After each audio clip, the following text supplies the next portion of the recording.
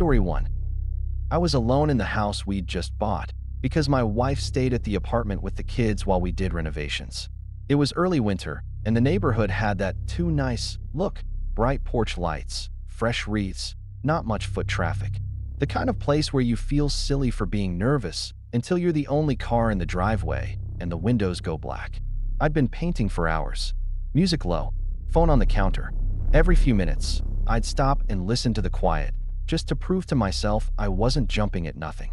Around 12:43 a.m., I went outside to check the mailbox, mostly out of habit. There was a white envelope inside. Thick paper, no return address. It was addressed to the new owner. That alone was enough to make my stomach tighten, because we hadn't even moved in yet. Most people didn't know we bought the place. The sale had barely closed. I stood under the porch light and opened it right there, like an idiot. The letter started polite, almost welcoming. Then it shifted. The tone changed like a light flicking off. It said the house had been watched for years, and then it asked a question that didn't feel like a question. Do you know what's in the walls? That's when I realized my hands were shaking. I read it again, slower. The writer mentioned the house like it was a person, like it had a will. And then it mentioned my family. Not by name, not yet, but enough to make my throat go dry. It talked about children coming to fill the rooms. It talked about new blood. My stomach dropped. I went back inside and locked the door, even though it was already locked. I should have called the police right then, but my brain tried to rationalize it. Neighborhood prank. Previous owner messing around. Someone who thinks they're funny. That's what my brain wanted. But then I noticed something small.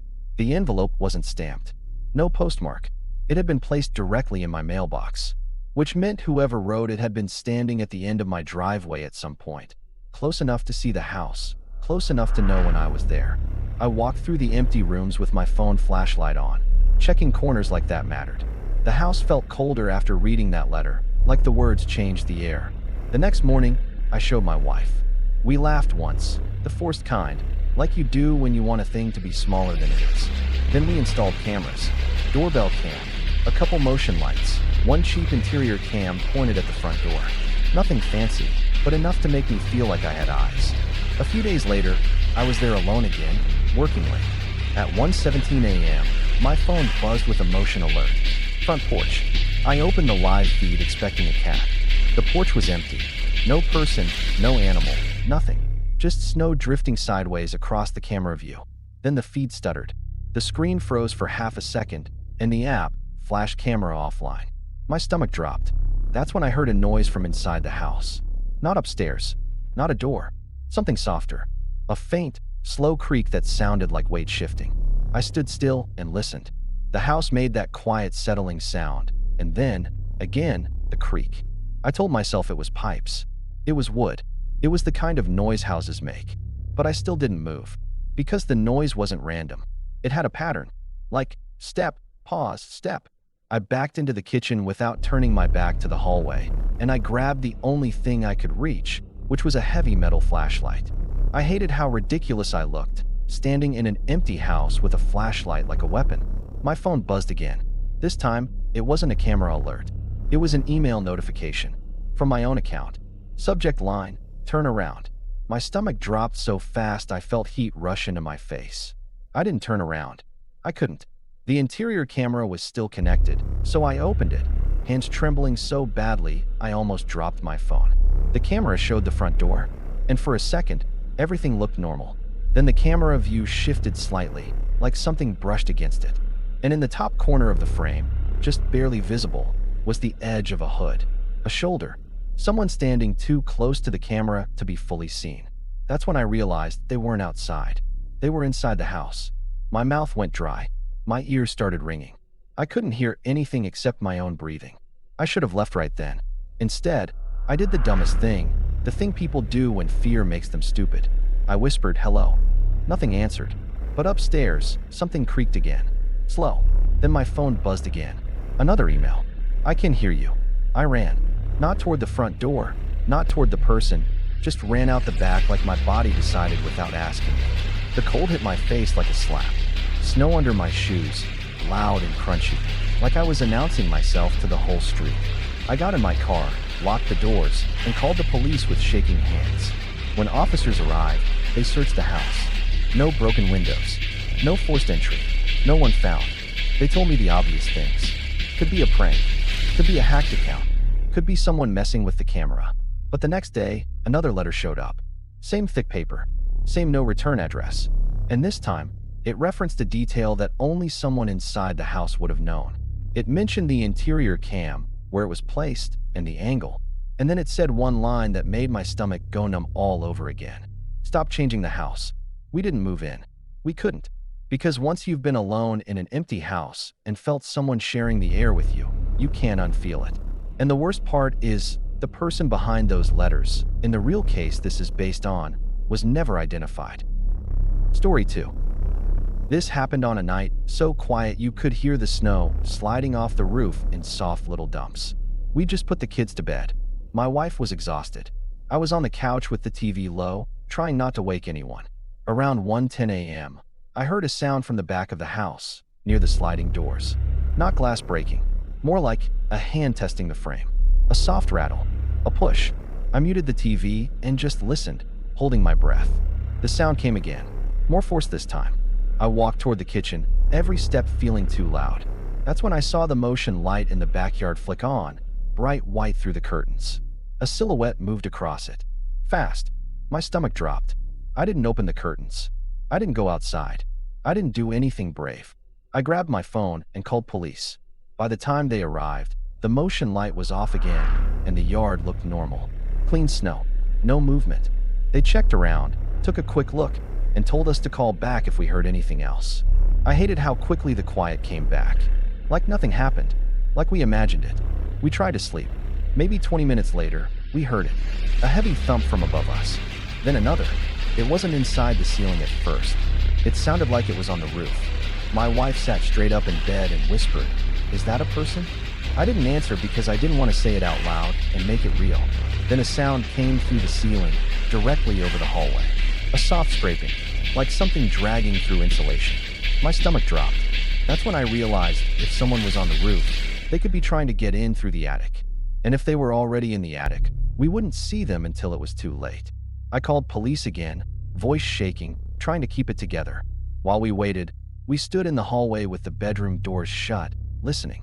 Every few seconds we'd hear a tiny crunching shift above us, like weight moving slowly, like someone trying not to step too hard. I should have left the house with my family right then, but it was winter. It was late. The kids were asleep and confused and crying, and the fear made everything feel slow and complicated. When the police came back, they didn't brush it off this time. They went outside with flashlights, and then one officer tilted his head up and said something I'll never forget. "There's damage on your roof." A few minutes later, they confirmed it. A hole, big enough for a person to fit through. My blood went cold, because that meant this wasn't someone wandering the neighborhood. This was someone willing to climb a roof at night, in winter, and punch their way into a family house. They told us to stay back while they checked the attic. They didn't just go up there right away. The attic space was tight and dangerous, so they used a drone, sending it through the attic access to look around. I watched from the hallway, clutching my phone so hard my fingers hurt, while the officers looked at a screen. For a moment, they said nothing. Then one of them exhaled and said, "Yeah, we've got someone." He was hiding under insulation. And the part that made me feel sick was imagining how long he'd been up there, listening to us downstairs, hearing the kids' voices, hearing us walk around, knowing the layout better and better with every minute. They pulled him out through the attic access. A grown man, dirt on his clothes, bits of insulation stuck to him, eyes squinting like he'd just woken up. He didn't look confused. He looked annoyed, like we interrupted him. Later, when everything calmed down, I couldn't stop thinking about the first call. The back door rattle. The motion light. That wasn't unrelated. That was him trying the easy way first. And when we didn't make it easy, he went up. Story 3. When I was a teenager, I used to think home alone meant freedom. Parents gone, TV on, snacks, the whole place to myself. Then the house started doing small things that didn't make sense. It started with missing objects. Tiny stuff. Hair ties. A bracelet. My dad's screwdriver that he swore he left on the counter. The easy explanation was always the same. You're misplacing things. Then we started hearing noises. Soft taps. Footsteps that sounded like they were in the wrong place. Like they were coming from inside the walls instead of the hallway. My dad blamed the house settling. My mom blamed mice. I blamed myself, which is what you do when you don't want to be the dramatic one. But I still remember the first time it felt truly wrong. It was winter, early dark, and I got home before everyone else. I dropped my backpack by the stairs and called out, "Hello." No answer. The house felt empty, but not peaceful empty. It felt occupied. I walked to the kitchen, and the cabinet under the sink was open. Just slightly. I stared at it for a second, then closed it. That's when I heard a sound from upstairs. A faint thud, like a knee bumping drywall. My stomach dropped. I stood still and listened. Silence. Then a soft dragging sound from my bedroom, like fabric sliding across carpet. I should have left right then. Instead, I went upstairs because my brain refused to accept what my body already knew. Halfway up, I got that icy feeling across my shoulders, like I was walking into someone else's space. My bedroom door was open, the lights were off.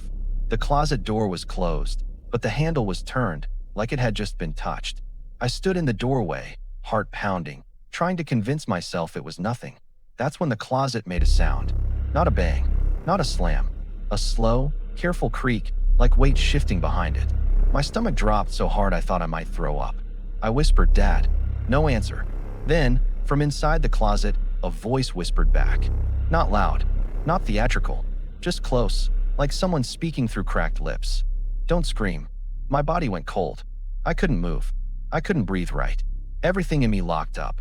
The closet door opened, slowly, and a person stepped out. He was filthy, like he'd been crawling through dust. His hair looked stiff, spiked in weird clumps. And his face looked like it was painted with something sticky, something pale and smeared. Later I learned it was literally condiments, but in that moment it just looked like a mask that didn't belong in a real house. He held a tool in his hand. Not a gun, not a knife, a hatchet, something from our own home. My stomach dropped again, because it meant he'd been in the house long enough to find it. He didn't rush me. He just stared, like he'd been caught waking up. Then he lifted the hatchet a little, not swinging it, just showing me what he had. And he said, quiet and calm, "Come here." That's when my body finally worked again. I ran. I didn't go downstairs. I didn't try to pass him. I ran straight to the window in the hallway, shoved it up, and climbed out. I hit the ground hard and kept running through the snow in socks, not caring how much it hurt, not caring if I fell. I made it to a neighbor's house and screamed until someone opened the door. Police came. They searched the house. They didn't find him. That's the part that made it worse, because it meant he didn't just break in. He knew how to disappear. Later, investigators found what I wish I could unknow. Small cutout spaces behind closets. Narrow gaps between walls where someone could squeeze into places you don't think exist. Like the house had secret pockets. Like it had been built with hiding places by accident. And the detail that still keeps me up sometimes is simple. For months before that night, we'd been hearing those tiny noises and blaming the house. But it wasn't the house. It was a person. Story 4. I got the babysitting job because the parents lived close, paid on time, and the kids were easy. It was late March, still cold enough that the house felt sealed up. The kind of night where every sound travels. The wind taps the siding, the vents click, and you keep telling yourself it's normal. I put the kids to bed around 10:15 p.m. Their nightlight was on, the hallway light was off, and the house had that soft, sleepy quiet that makes you lower your voice without thinking. I was halfway down the hall when one of the kids called my name again. Not crying, not yelling, just a small, serious voice. "Can you check under the bed?" I stopped in the doorway and smiled like it was no big deal. "What's under there?" The kid swallowed and said, "The monster." My stomach tightened, but I kept my face calm. That's the job. You make the fear smaller. I knelt down, phone in hand, and turned on the flashlight. I should have laughed it off. I should have said, "See, nothing." But the light hit the floor and I saw a shape.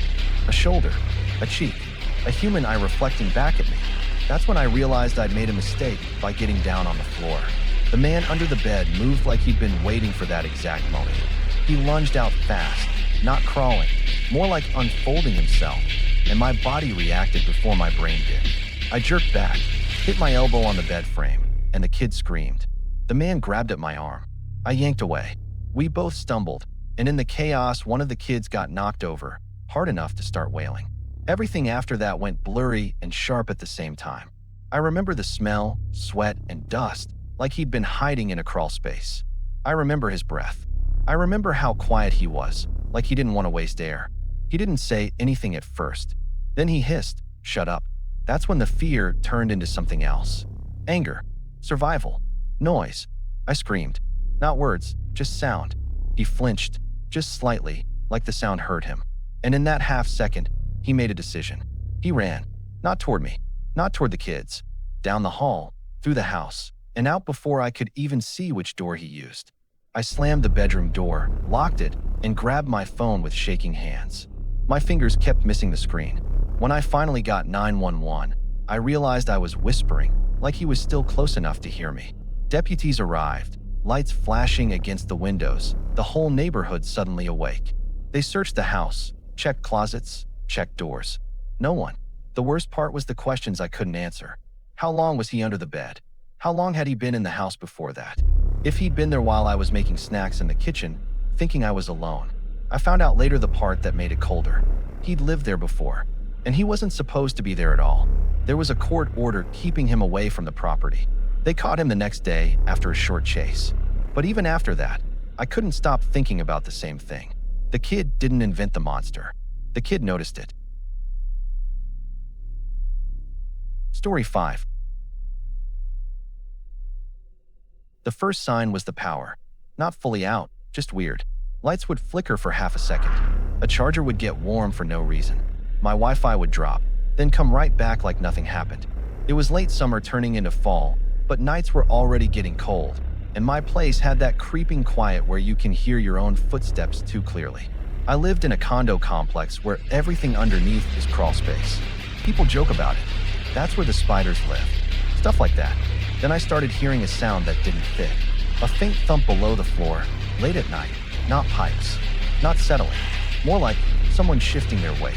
One night around 11 p.m., I was taking out trash and I noticed something that made my stomach drop. Light. A weak, flickering light coming from a vent near the base of the building. At first, I thought it was a reflection, like someone's TV through a window. Then I saw it again, and it was definitely coming from inside the crawl space. That's when I realized there shouldn't be any light down there. I walked closer, slow, like moving too fast would make it real. And that's when I saw the extension cord. It was threaded through the vent like someone had fed it through carefully, 1 inch at a time, so it wouldn't snag. My stomach dropped, because that meant whoever was down there wasn't just hiding. They were plugged in. I called the sheriff's office, voice low, trying not to sound crazy. When deputies arrived, they went straight to the crawl space access door. It was locked.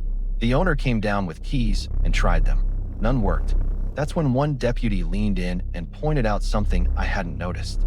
The crawl space door wasn't just locked. It was damaged, like someone had been forcing it open and closed over time. They breached it. The sound of that door giving way was loud enough to make me flinch, and the air that came out smelled like damp concrete and stale sweat. A flashlight beam went in first, then another, and then the deputy backed out for a second, like his brain needed to catch up with what he was seeing. Because it wasn't just a person hiding. It was a room, a bed, lights, electronics, chargers, TVs, a whole setup running on the condo's power. The man inside didn't bolt right away. That's what scared me most. He looked settled, like he'd been there long enough to think of it as his. Deputies arrested him, and later I learned they believed he'd been living there for an extended period, and they also found drug paraphernalia in the space. After it was over, the building went quiet again. But that quiet felt different now, because every time the floor creaked, I kept thinking about the months before.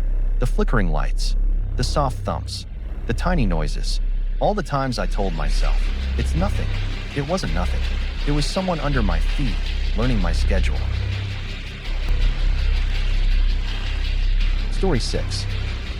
I lived in an apartment complex where everyone had those little storage closets, the ones you keep holiday decorations in. One evening, maintenance sent out a message about unusual activity near the storage area.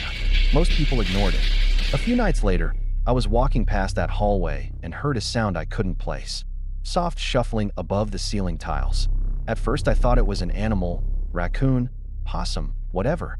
That's what everyone says when they're trying not to panic.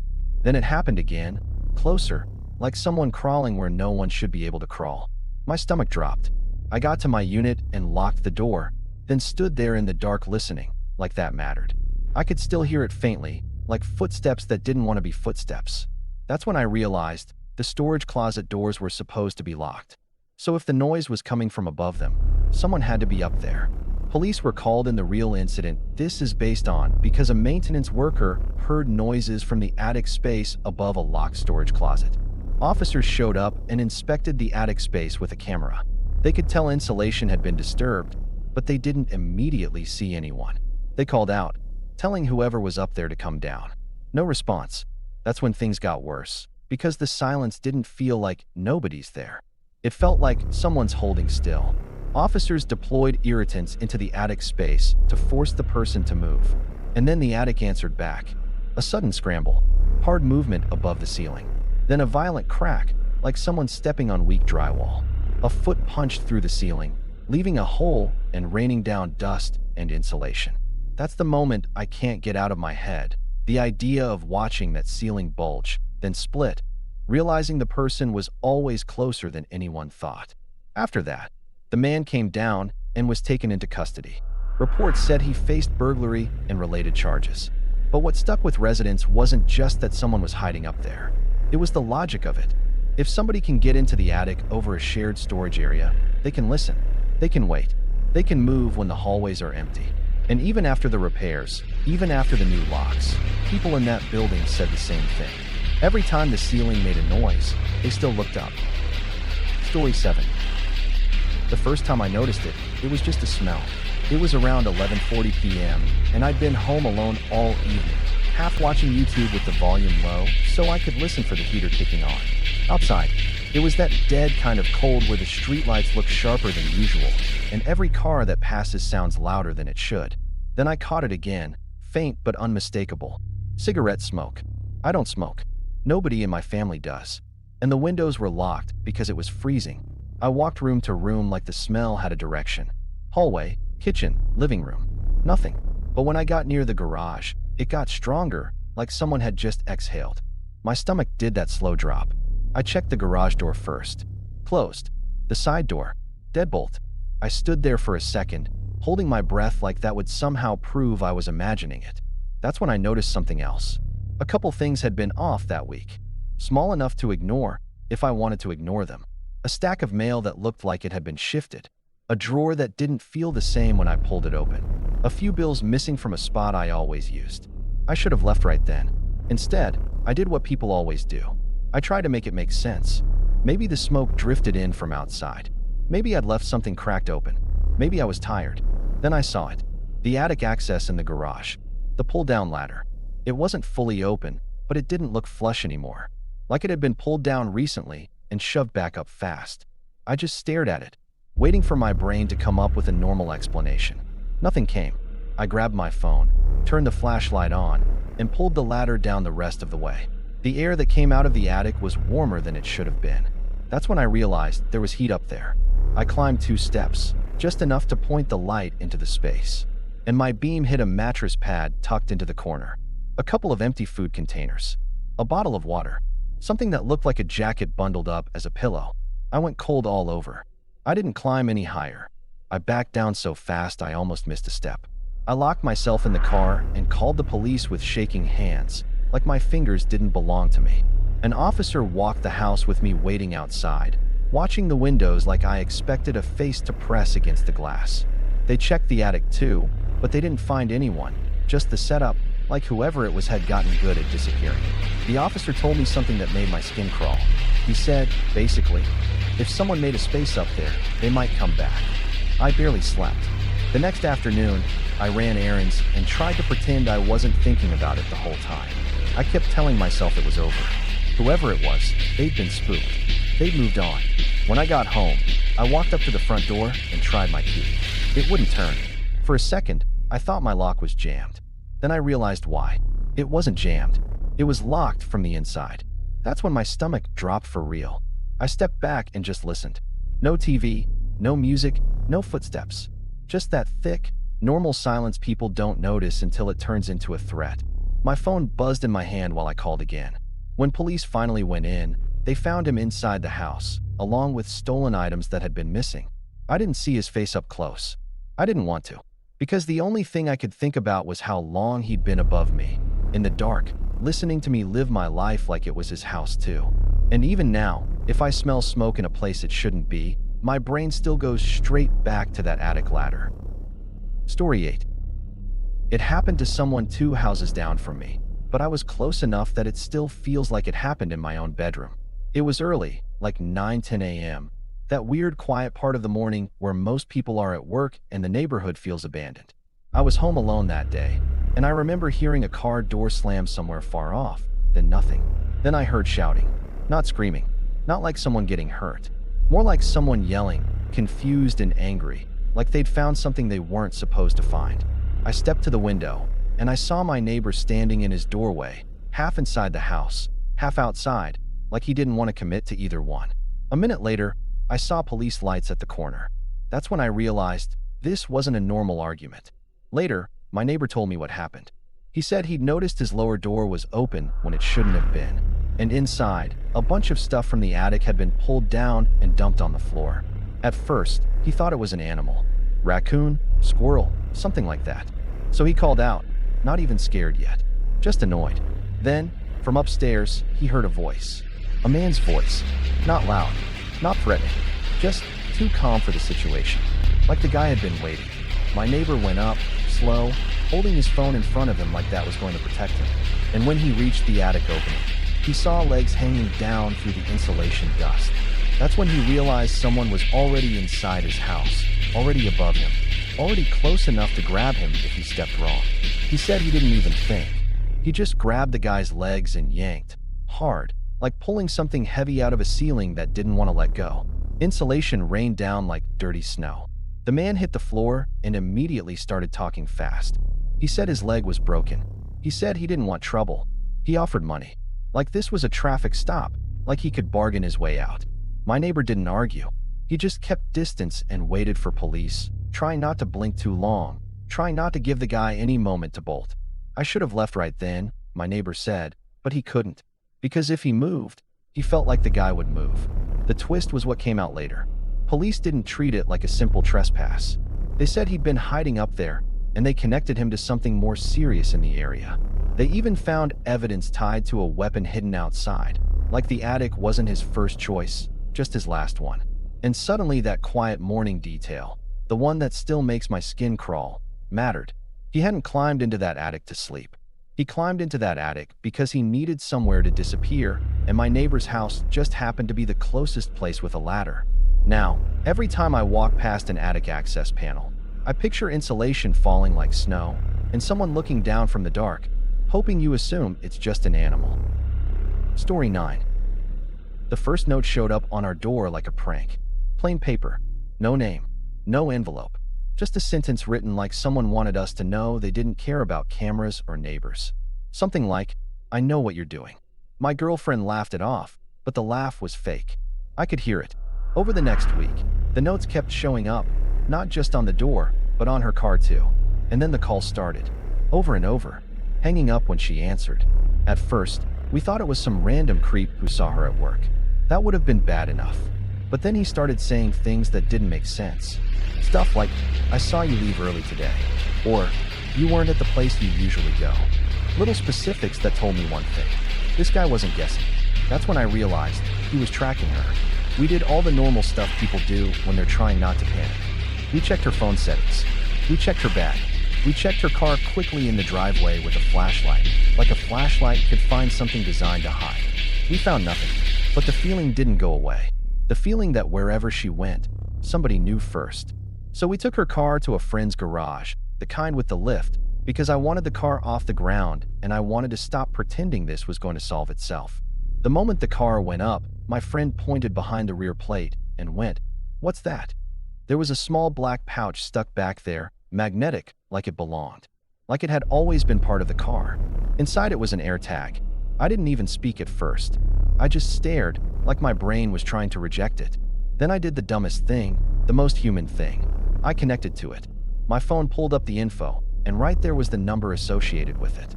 And it matched someone she already had saved in her contacts. Not a stranger. A person who'd had her number for years. A person who'd had enough access to get close to her car without being seen. The twist came later, when we talked to police, and it got even uglier. They told us there had been another report, another tracker in a similar pouch, tied to the same address. Like this wasn't a one-time lapse in judgment. It was a habit. And the part that still doesn't let me sleep right is this. An AirTag isn't loud. It doesn't kick your door in. It doesn't have to. It just sits there quietly while you live your life. And it turns every random moment into something planned. Every stoplight. Every late night drive home. Every time she was alone in a parking lot, thinking she was invisible. She wasn't. And even after the arrest, even after the paperwork, even after we stopped seeing notes, we still catch ourselves looking at cars parked a little too long near our place. Because once you learn someone can follow you without you noticing, you never really feel untracked again.